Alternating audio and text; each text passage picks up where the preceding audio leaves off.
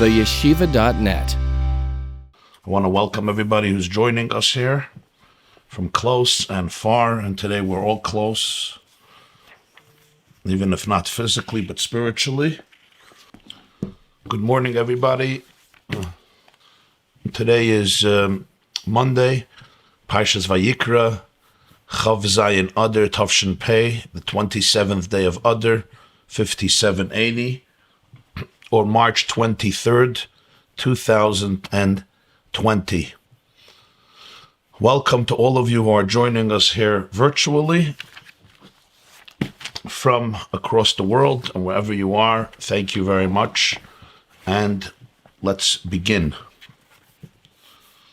So if you don't have your source sheets open, you can go to the yeshiva.net, go to this morning's video, Monday morning's video, and there should be a source sheet there. It should say on top Chassidus Monday, and there should be a source sheet above the video and below the video. You can open it up and follow inside. We have begun last week learning and exploring a discourse connected to Pesach, beginning with Matzah. The Sefer is called Sefer HaMaamarim, Tafresh Ayin Beis, hyphen Tafresh Ayin Vav, which include discourses in Machshava, Hashkafa, Kabbalah, and Chassidus of the Rebbe Rashab, and we're up to page Kuf Samach Ches. Kuf Samach Ches, almost on the bottom. 1, 2, 3, 4, 5, 6, 7, 8, 9, 10. 9 lines from the bottom. The line starts Nachash HaKadmoni She'ein Bei Tov Klal. As always, feel free to ask any question you would like, and you could text in your questions to 845-777-4747, 845-777-4747. You could text in all of your questions, and they're being sent to me here. So feel free to ask whatever you want, and I appreciate when you ask questions so that I could feel that I'm actually speaking to somebody, because I'm alone here in a room. So it's gives it a little feeling of camaraderie. So don't hesitate to ask questions, not only for your sake, but also for out of your compassion and sensitivity and empathy for yours truly. So I shouldn't have to sit here and ask myself a whole time, why? 845-777-4747. You could text all questions. Okay, wonderful. I'm going to make a plug for a particular shiur that I gave last week that I think it's worthwhile for many of you to watch or listen to. Last Thursday afternoon, we learned it was a 2-hour class, 1:00 p.m. last Thursday. We learned a Rashi in Parshas Vayikra, V'hanesiim Heviu.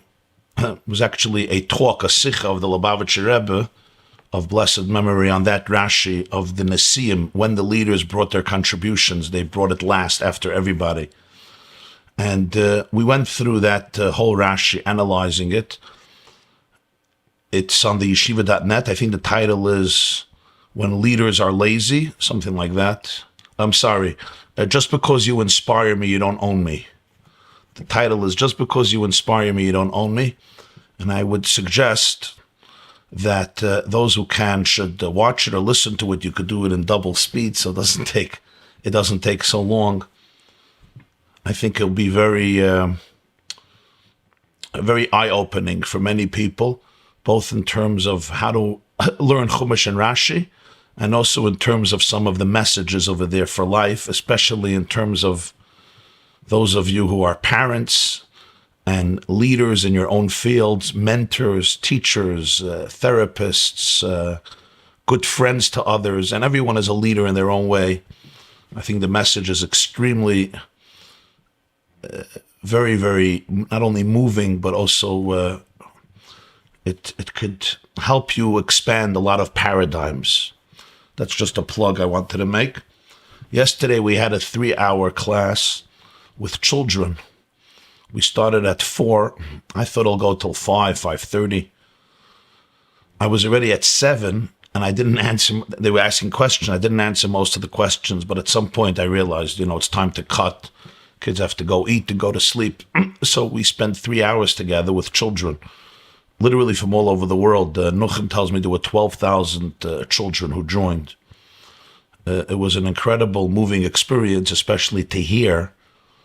Well, I didn't hear, but to read all of the questions of the children of ages 5, 6, 7, 8, 9 was mamish, I have to tell you. It was an incredible experience.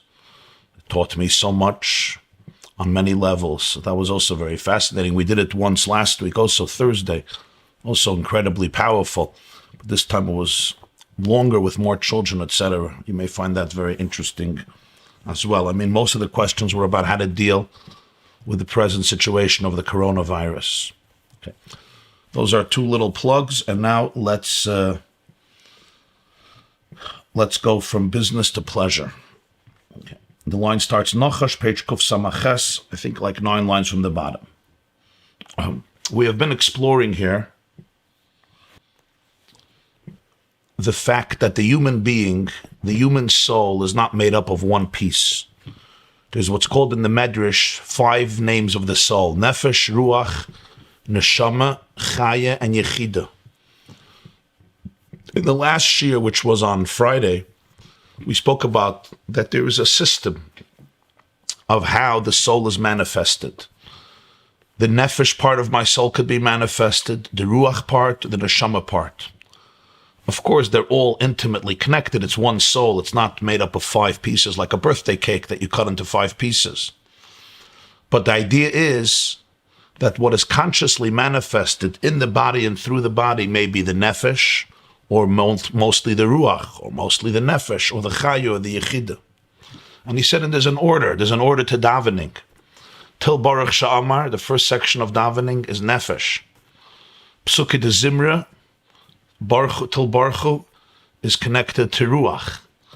And then the next section, after Baruch, the blessings before Shema and Shema, connected to Neshama.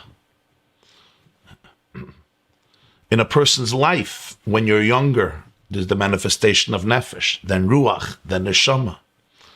And so it's true in every person's individual day, in every person's life, micro, macro, and also collectively in the world. There are those who manifest primarily Nefesh, those who manifest primarily Ruach, and those who manifest primarily Neshama.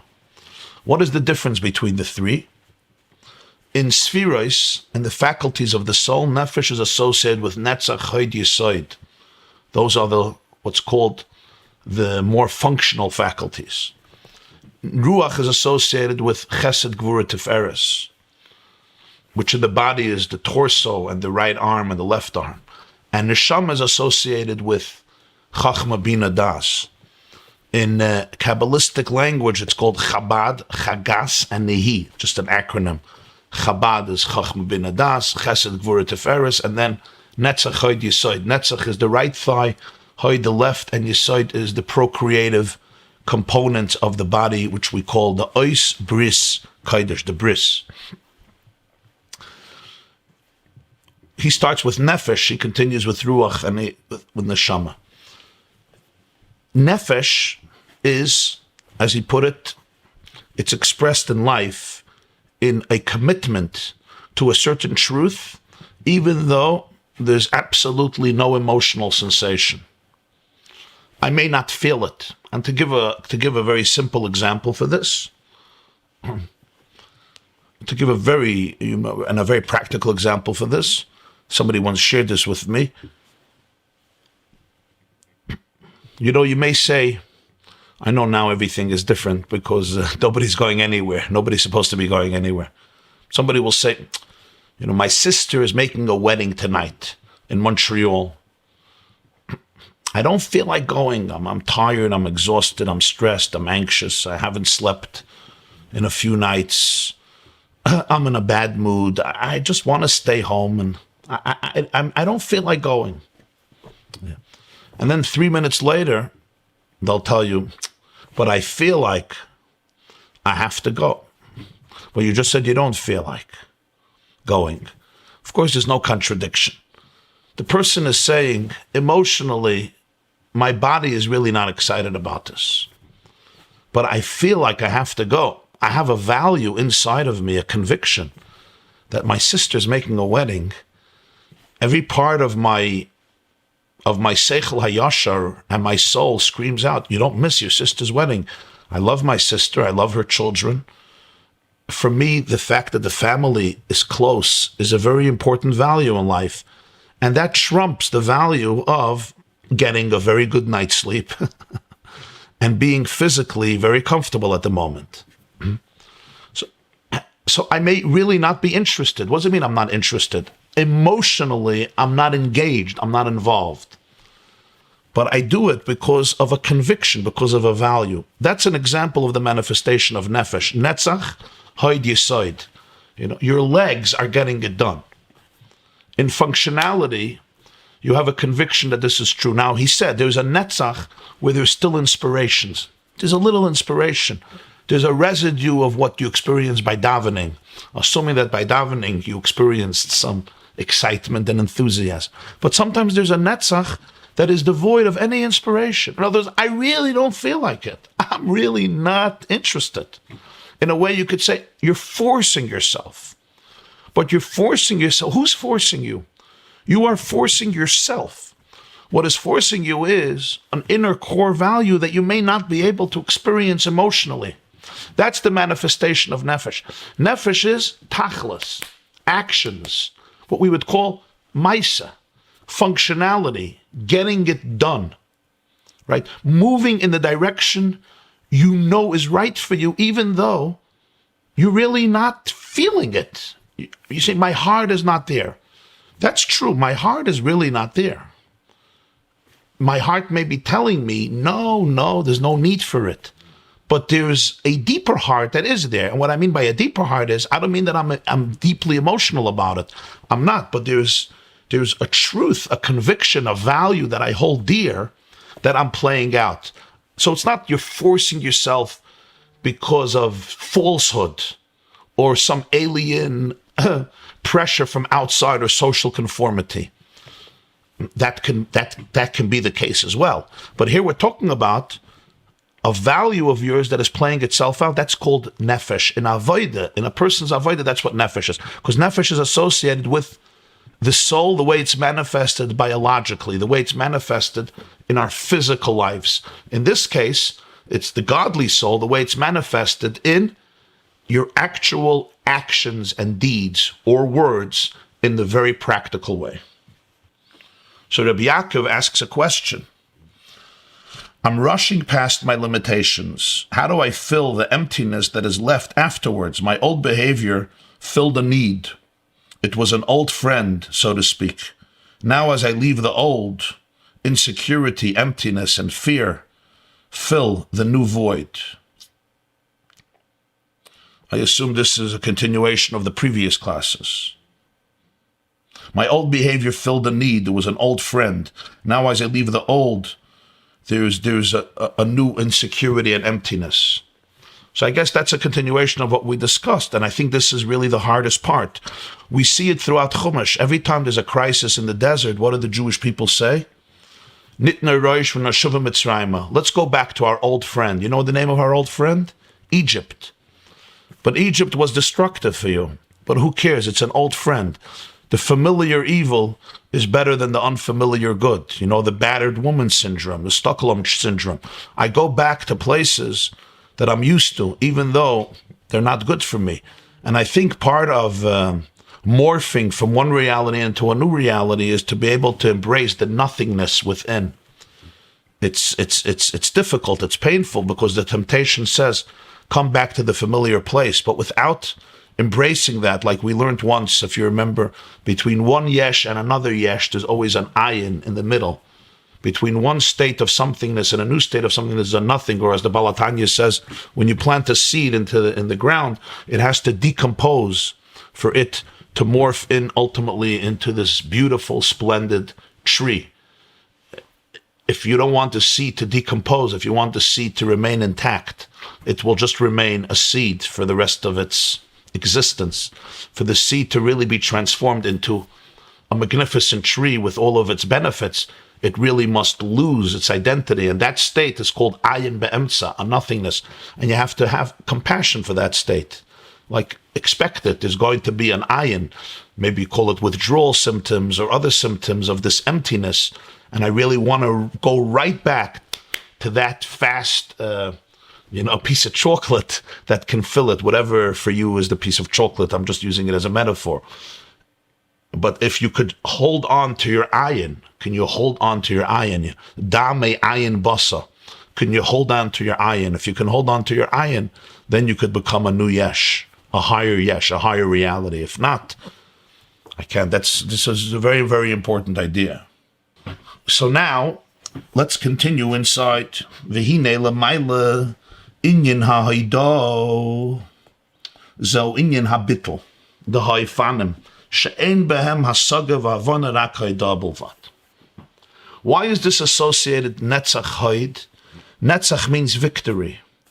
Victory means there's adversity. I don't have to win if nobody's fighting me. You can only win if somebody's fighting me. Who am I being victorious over?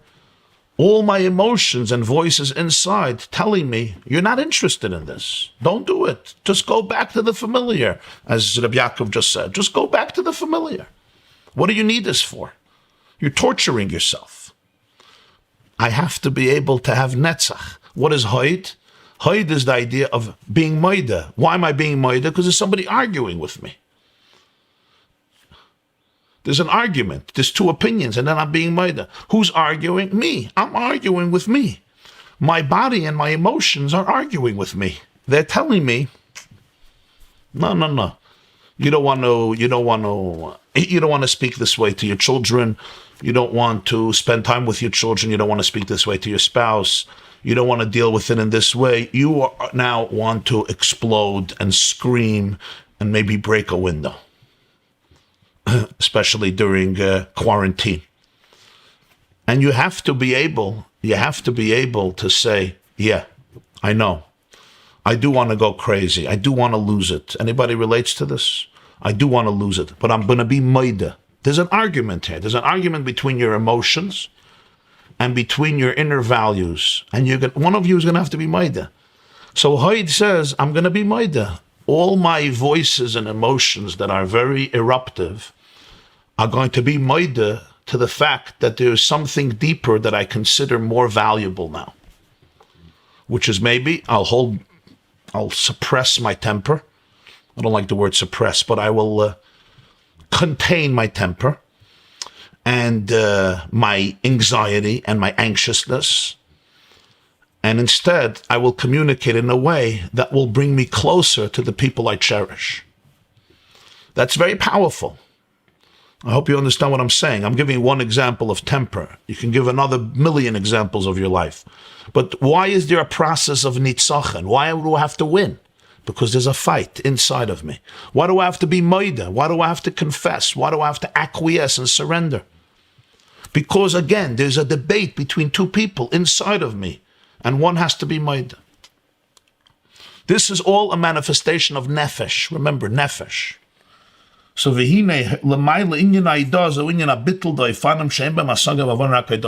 everything in this world, it manifests from above. Haida is the bittul of Eifanim. We say in the morning, there's many angels. There's Eifanim, there's Chayes HaKodesh, and there's Srafim, right? We say it today. V'Eifanim, v'Chayes HaKodesh, B'Rash Gadol Misnasim, L'Umas HaSrafim.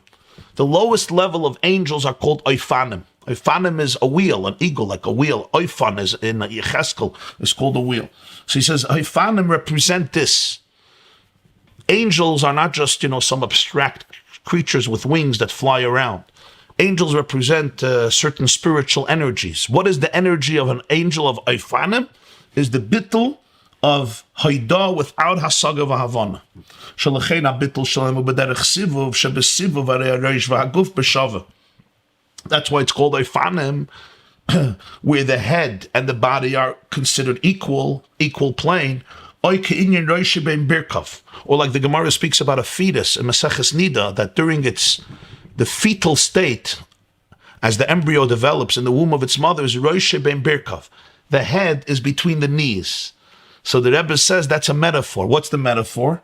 Shechabad v'chagas hein behelem ubehizgalus einei rak b'chines netzach chod yesod bilvat. Remember, Chabad is in the brains. Chagas is the higher part of the body. Nihi is the lower part of the body. The fetal movement, the fetal position is the head in between the knees. So everything is tucked in between the knees. You ever saw the pictures? If you ever saw the X-rays, you know what he's talking about. Roishe ben Birkov, the Gemara says this in Masechta Nida, Daf Lamed, I think, Daf Lamed. The head is between the knees. What is this representing psychologically or spiritually? My head is tucked in between the knees. Even my heart is tucked in. So what's expressed? What's expressed is the Birkov, the knees, which represents Netzach Chod Yesod. What is that in life? In life, there's a fetal position. I'm now in a fetal position. What does it mean I'm in a fetal position? My head and my heart, my Chabad and my Chagas are tucked in. What is being expressed is only the Nehi, which means I don't have such a deep understanding and clarity, nor do I have excitement and emotion and enthusiasm. What I do have is a conviction that is powerful enough to guide my actual behaviors, my movements, and my actions. V'zeu inyan nefesh. This is what the expression of nefesh in avodah, in life. V'ruach, then there's ruach. Ruach zeu ma sheyesh etzlei gilui oir eliki. Ruach of the Nefesh Elikis means there's already a revelation, a more powerful revelation of divine energy.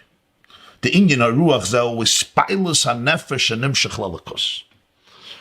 Ruach is the emotive quality of the human soul.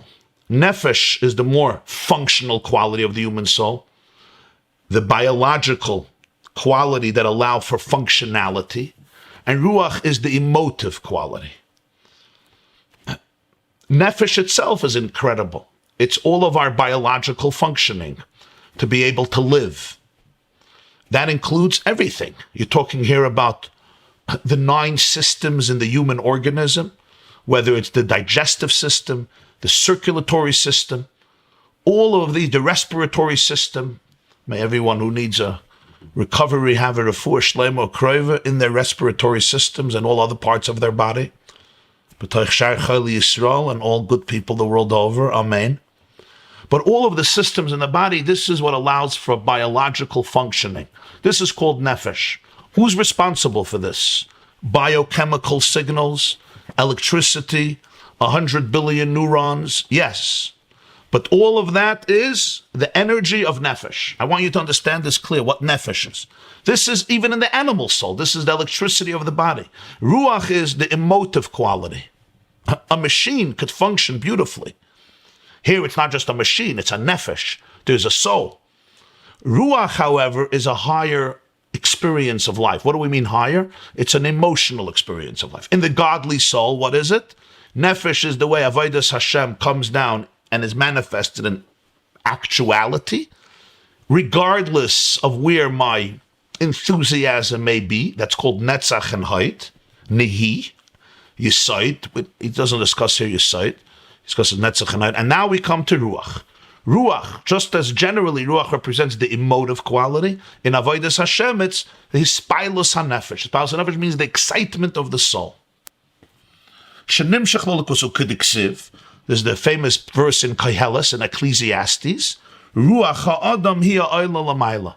The ruach of human is oila lamayla. It ascends upwards. It gravitates upwards, meaning it's capable of serving as an antenna to experience something lamayla, to experience something that is higher, that is deeper, the divine energy of the world.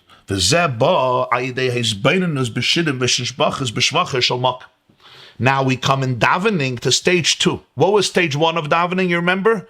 Hoidu.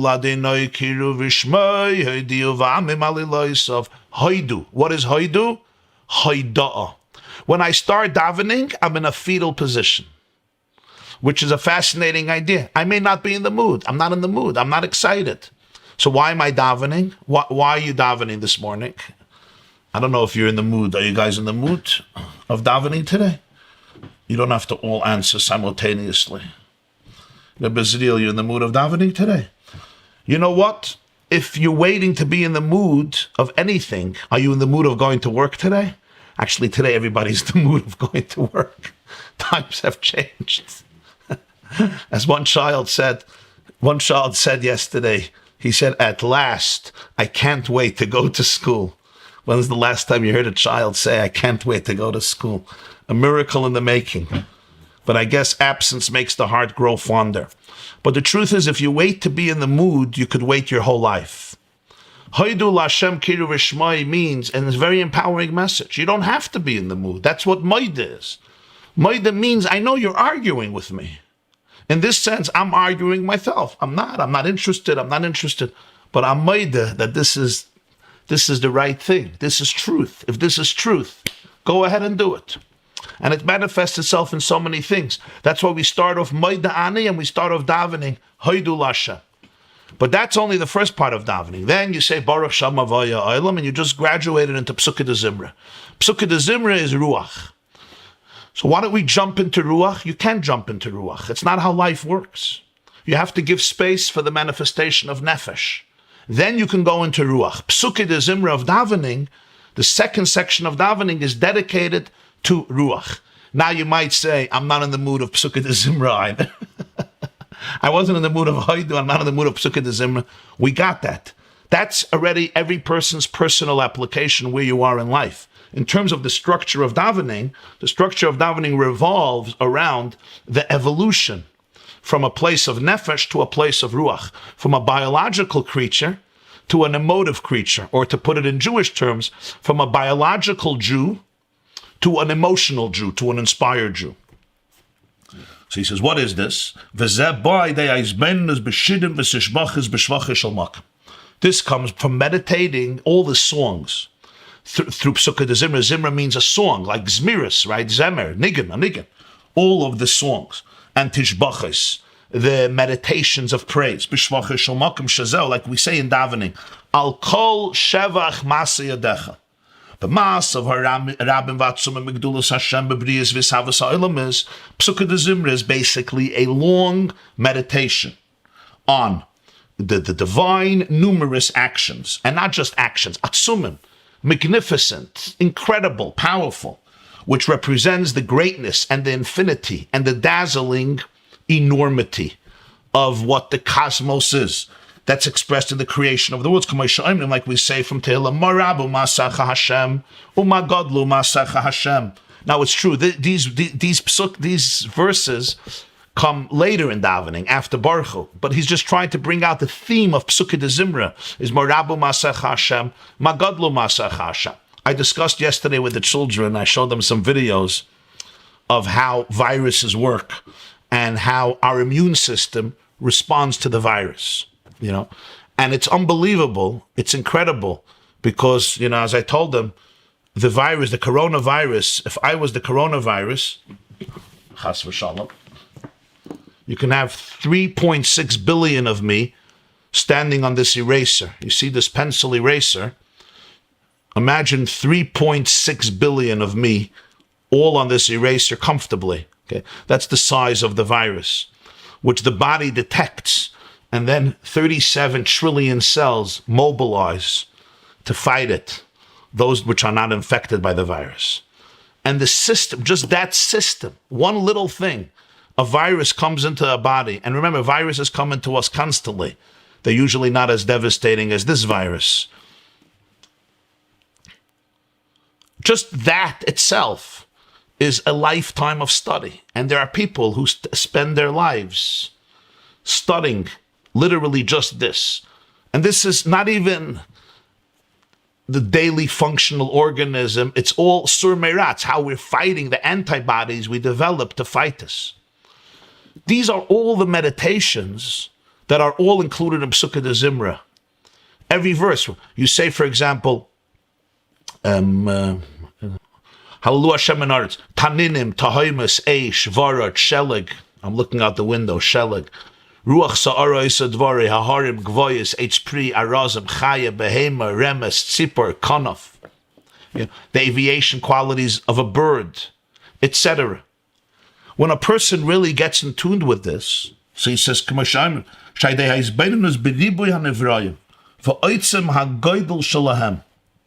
When one can meditate on the multitude of created beings, of organisms, of living organisms, and other creatures, all existence, and the incredibleness of each one.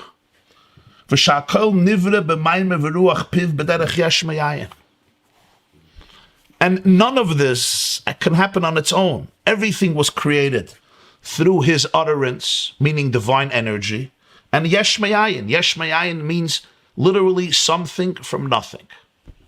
It's not like, God had amino acid and proteins and he developed the world from it. It's yesh me'ayin, literally from nothingness. From nothingness. Even the great atheists will tell you that we don't know how the first cell came into being. How do you get from inorganic matter to organic matter to a living cell? Because they used to think a cell is simple, a few pieces, a Lego puzzle. Today, you have in your body 50 trillion cells or 100 trillion cells, they're not sure, but big numbers. Just one cell, which of course I can't see with my eye because there's trillions of them in my body. The dazzling brilliance, it's not a house, it's not a company. It's like a whole city. It's like a whole country with all of its cities, with all of its governors, with all of its municipalities, with all of its companies, corporations, with its entire community of people and animals, with all of its school system.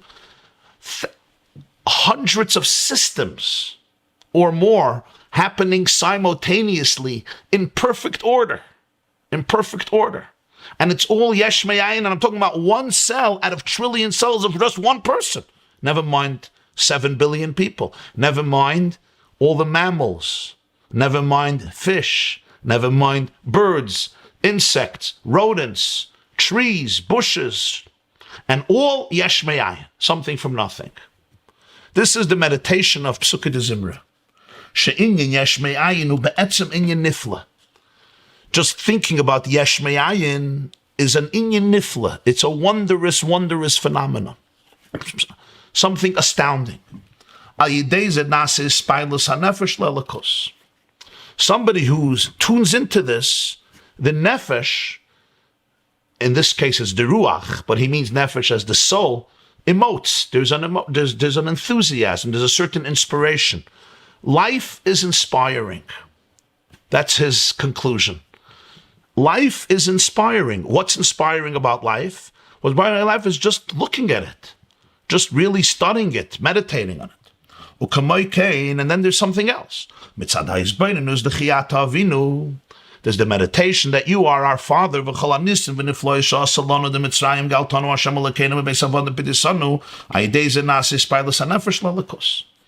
there's the personal relationship with God. There is the phenomenon of creation that's happening every single moment, including inside of yourself and the whole world outside of you. And that's every moment being created something from nothing. It's not that God is involved in it. He's not involved in it. It's all a manifestation of divine involvement. But then there's also the personal element, whether it's the Jewish people or individually. You are our Father. All the events of Jewish history, all the way back from Mitzrayim. You liberated us from Mitzrayim, etc. And also in your individual life, you're my father, you're my mother. This all is Ruach, Hispailos HaNefesh. It can produce a certain enthusiasm. Then there is Neshama. What's Neshama? Neshama is Zawinyan Seichel V'Hasaga Belikus. Neshama represents what's called Seichel V'Hasaga. Seichel V'Hasaga means understanding and awareness. And that's already a deeper element. Questions? 845-777-4747. Text your questions. 845-777-4747. How does one strengthen their convictions to overcome fear, to create action? That's a good question. How does one strengthen their conviction to overcome fear, to create action. The answer that comes to me right now in the present flow of consciousness is, it's like muscles. You use it or you lose it. And the more you use it, the more you build it. Like an exercise. You want a muscle to be able to function well, use it, and use it again, and use it again, and that's how it builds. And the same is true here with practice. The moment you follow a conviction and you defy fear, you create neurologically a new neural pathway. You do it again and again and again. The next time it will already be a completely different place. You'll be in a completely different place. Because the fact is that in the systems of neuroplasticity, we know that habits and actions create new neural pathways. New neural pathways means new ways of thinking about reality. Fear is a certain response to reality. When I defy it and I follow my conviction, the next time it's a little easier. There'll still be fear. But after a few times, your brain already has new places to go to. We call it bchira. There's choices. Your brain is not forced to go to a certain place of fear constantly because you open new vistas. It's like you open new windows. There's new perspectives. Oh, I see a lion outside of my window coming to kill me if I do this. But I opened up a new window. Oh, there's another view. And I could look there and I could look there. There's different perspectives. That's what I would tell you, which I think is a good answer. Reb Aaron, we miss you, Reb Aaron. The virus is one of the most hester items in creation, it seems. The muscle of antibodies is Torah and mitzvahs. Thank you. That's what I told the children yesterday. In my session with the kids, this was I used the virus as a metaphor. So, Baruch shekivanti. Next question. Emotions like anger, depression, anxiety, are those parts of Nefesh, or are they also an aspect of Ruach? Is there an emotive quality to Nefesh? Most of the emotions are connected to Ruach, but Ruach can be the Ruach of the godly soul, could be the Ruach of the animal soul. Remember, we learned in the beginning, right? We operate on two levels of consciousness. So Ruach is more the emotive quality. Yes, including these emotions. Here he's talking about the emotions of the godly soul. Very, very good point. So now we have Neshama. What's Neshama? Neshama is Seichel v'hasaga, k'may of Nishmas Shadai Tevinim. God gives their Neshama understanding, Havana. The Neshama is a inyan Havana v'hasaga belikus. Neshama is already the mind. Neshama is the ability to truly get it, to understand godliness. It's not Ruach. I'm contradicting myself. A few lines ago I said, Psuke de Zimre Ruach, you need his beinus. You need to contemplate. His beinus means using your mind, understanding, and that's what helps you emote. So what are we say? We're saying now, no, Ruach is hispilus, emotion, and Neshama is Seichel. We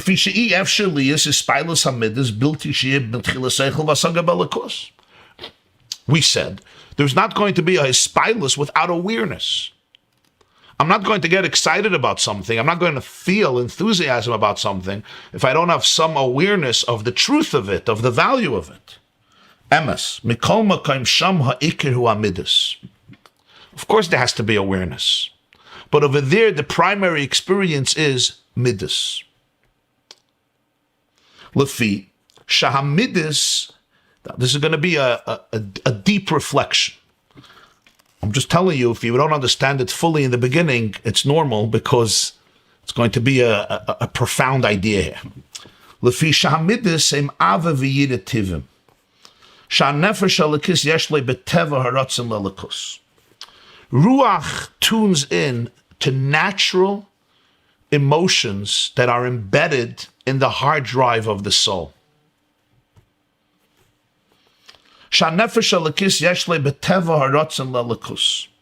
The godly soul by nature, it has a desire to be connected to godliness. That's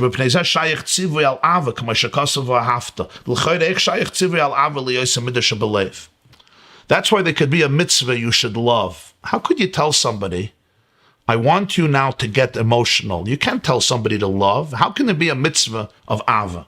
The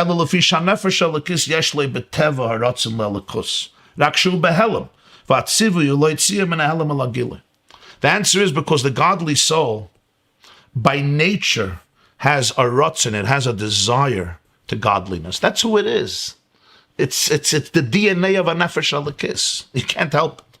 It could be concealed. So the mitzvah is, help yourself actualize yourself. That's a mitzvah. It's a mitzvah to bring your concealment to revelation, to bring out who you are. So the midos that are embedded need help to be expressed. They don't have to be invented. They have to be actualized. They have to be expressed. I have to get in touch with what I'm really excited about. And for that, I need my mind. But I'm excited. You're excited about it. It's fine. It's there. You may not feel it, and therefore you may not know it, but it's there. Your nefesh alakis wants to be one with God. That's what it is. It wants to be infinite. We like the word infinity, right? Your nefesh alakis wants to be infinite. It does not like being detached. It doesn't like being confined. It doesn't like being quarantined in a bubble. Even if it's quarantined physically, it wants to be part of infinity. That's what it wants. I may not be in touch with that. So vahafta, as Hashem Elokecha means, help yourself bring out who you are. That you can give a mitzvah on somebody. I want to help you, and I could help you. This is something that you can do. You can actualize something from inside. And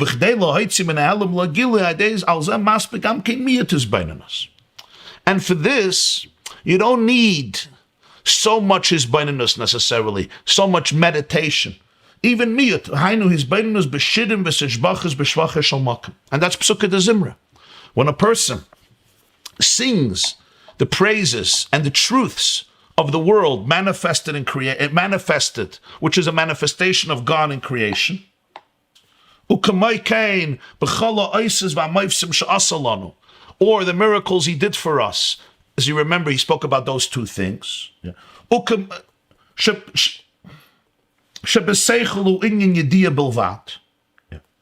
Which is not his baininus, it's just knowledge. And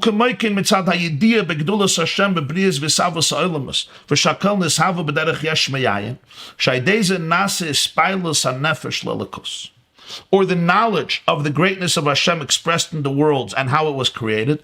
All of this creates that the hispailas, the emotions of the soul telekus, should be able to come out more.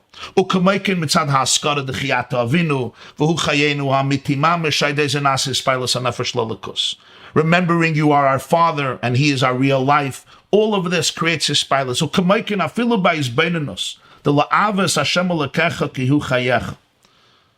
Moyshe Rabbeinu says, love God because He is your life.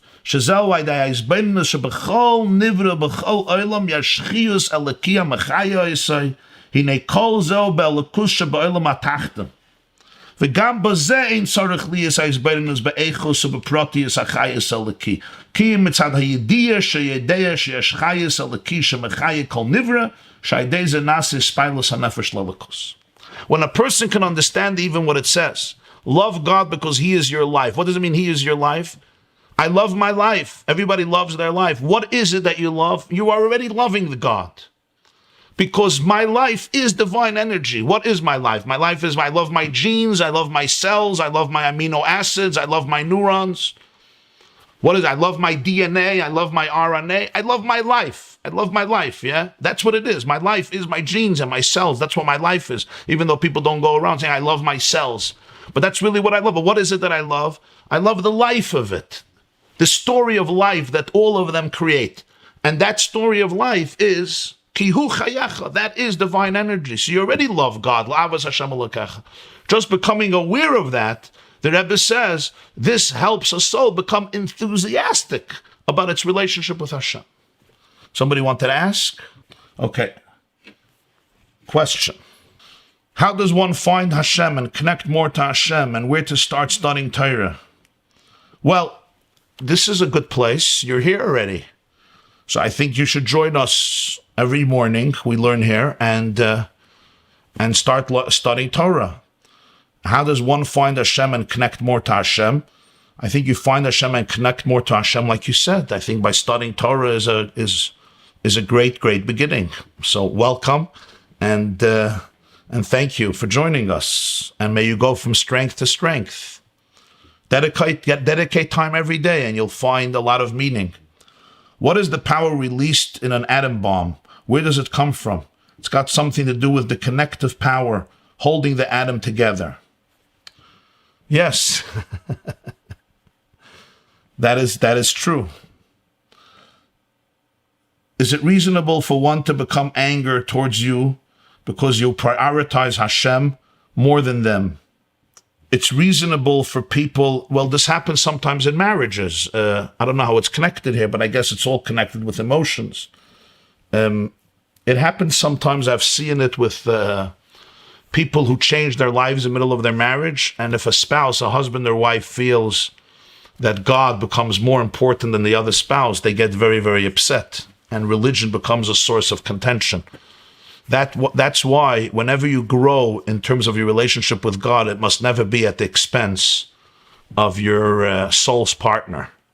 That they should feel that you go.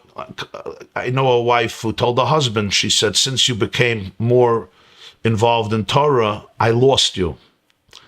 So that should not happen, because a relationship with God needs to bring you closer to the people in your life whom you value. Dr. Michelle, does the Rambam argue with this sequence here?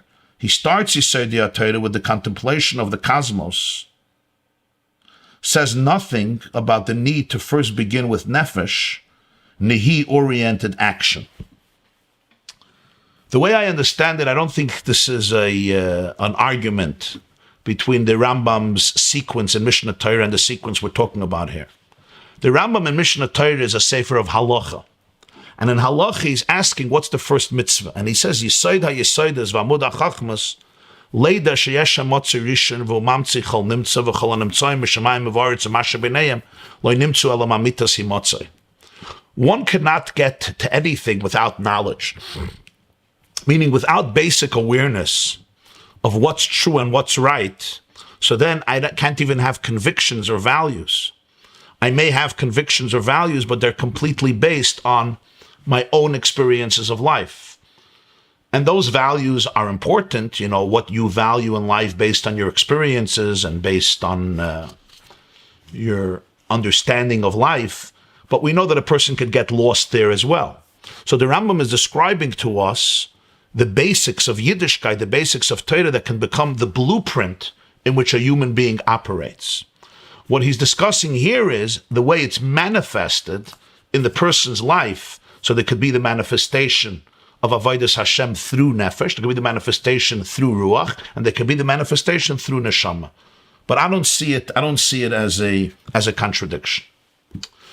So what are we learning here? We're learning here there's always awareness that's needed. Of course, for Nefesh there's awareness, and for Ruach there's even more awareness that's needed.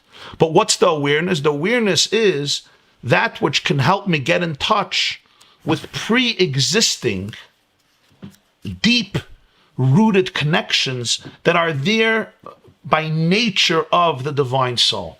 And we have the same concept in the animal soul. There are things that the animal soul naturally wants. It wants survival. It wants things that are pleasurable. It wants things that are comfortable. I still need awareness to point out and say, ooh, this is a maramakim. This is like a sign.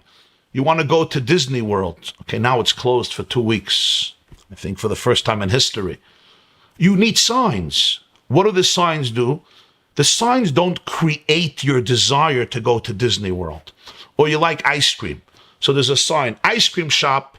The sign, ice cream. Ooh, ice cream shop. The kids start giving ice cream shop, pizza shop, ice cream shop, Disney World. Oh, the sign got you so excited? The sign didn't get you excited. The excitement is pre-existing.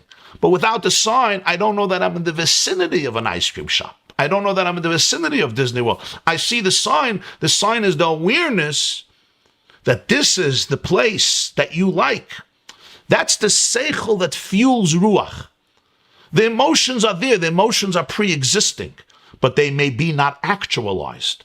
So the seichel guides, and it creates the awareness, the context, that allows me to get in touch with emotions that are already embedded into the DNA of the animal soul, or here in the DNA of the divine soul. So do we need his beingness? Yes. I need signs, so to speak, to point me to the place and say, this is something that you will get excited about. You are excited about it. Let me help you. Let me help you put it in a certain context, whether it's looking at the world, whether it's studying your personal life and learning about your relationship with God, whether it's studying Jewish history, or whether it's even a basic understanding of what God means. If you realized he went through 4 ideas here. Number 1, what we would call biology, science, physics, cosmology, geology, astronomy, and all those good stuff, right? That was number 1, Psukkah de Zimra, which the Rambam in Hilchos Yesodei HaTorah chapter 2, or one of the first few chapters, says this is the way to reach Avos Hashem and Yiras Hashem. Keitzad hi haderech lovei lavasi lirasei. The Rambam goes through this, which is the discussion of Psukkah de Zimra. He discussed finding ki ata avinu, your personal experience with God. Everyone has their own relationship, how God led your life. You say, you're my father. You have the collective experience of Jewish history, also incredible. And at last you have here, all Psukkah de Zimra, at last you have here the idea of la'avas Hashem Elokecha ki hu chayecha. Whatever you love about yourself, you're already loving God. This is all Ruach, because the DNA of the godly soul is already connected. It wants it. It just may be concealed. So the Psukkah de Zimra are ideas, signs, meditations that are just helping you focus in to what already pre-exists. That's why it's not called seichel, it's called midos, even though all midos use seichel. There's no midah without awareness. Then there's something else called neshama. There's something called neshama. Neshama is already a different state of consciousness. Neshama is tuning in to a different level of the soul. Does anybody know what I'm talking about? Okay. Let me take the question. Reb Aaron, over 100 people are listening to this shiur live. If each of us can encourage one other person to listen, we will have over 200 and then more. And you mean spread as fast as the coronavirus. Okay, maybe that's the antidote, Thank you, Reb Aaron. Amen. Please, that would be a great honor. You said a person's relationship with God should not get in the way of relationship with a husband or a wife or children. What about Moshe's relationship with Tzipporah and how it is said to affect her? Not an easy reality to figure out. That's a very interesting question about Moyshe and Tzipporah, but how do you know exactly how Tzipporah felt about it? I'm not sure that Moyshe did not discuss this with Tzipporah.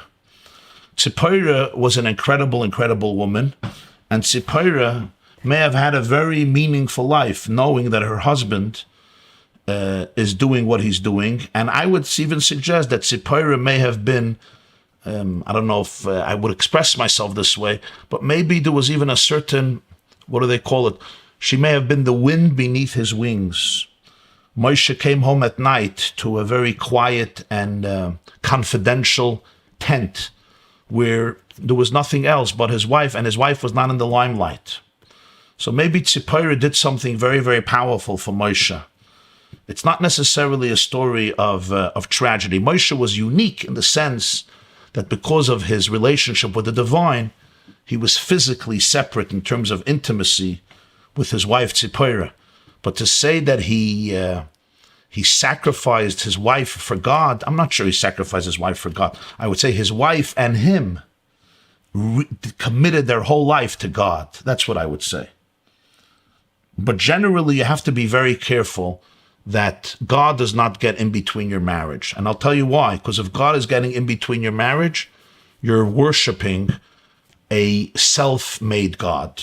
You're worshiping a God of religion. You're not worshiping a God of truth. Prove it. There's a mitzvah. God says, erase my name to make peace between a husband and a wife. What is that mitzvah? It's an unbelievable mitzvah. Hashem nimchak lasses shalom ben ish le'ishtay. You erase Hashem's name. You know, you're not allowed to erase Hashem's name, but you have to erase it to make peace. What is God telling you? Erase me to make peace between you and your wife. You know why? Because by connecting with your spouse in a deeper way, you will actually have me in a real way. So erase your image of God in order to make peace. It's not always easy. Sometimes there's real conflict. Let's say the husband or the wife want to have a kosher home, and the other one wants to have pork in the house. It's not so simple. It's sometimes very complicated, and you need a very wise and sensitive friend and mentor to give you advice. But generally speaking, God should not become in between marriages. It's not healthy and it's not Jewish. It's not what we do. God has to fuel a marriage. God is the oxygen of a marriage. If God becomes the point of contention, there's something off about it. You need to redefine your God. This is a very important message. Leah, thank you. I can't imagine the state of mind I would be in if I didn't have these classes. Thank you so much. Thank you, everybody, for joining us. I love you all, and I bless you with a very, very healthy day, a day of Nefesh, a day of Ruach, and a day of Neshama, although we didn't get to Neshama yet. But for now, Nefesh and Ruach will be powerful. Have a beautiful day. We will resume Be'ezer Hashem tomorrow at 8 o'clock a.m. Everybody is invited, and like Aaron said, share it with a friend, and then maybe tomorrow we can have many more people and spread the light of Torah and the light of Pnimius HaTorah and the light of infinity. And everybody have a meaningful and inspiring day. And even if there are moments that are not inspiring, remember, even a fetal position is also pretty powerful if you have your eyes on the right trajectory for your life. Have a beautiful, beautiful day. Thank you, Rafal Hausman, our programmer, and thank you, Reb Shmuel. Thank you, everybody, and thank you all for coming and gracing us with your presence. Reb Israel, you could give me an applause even if you're so far. Thank you.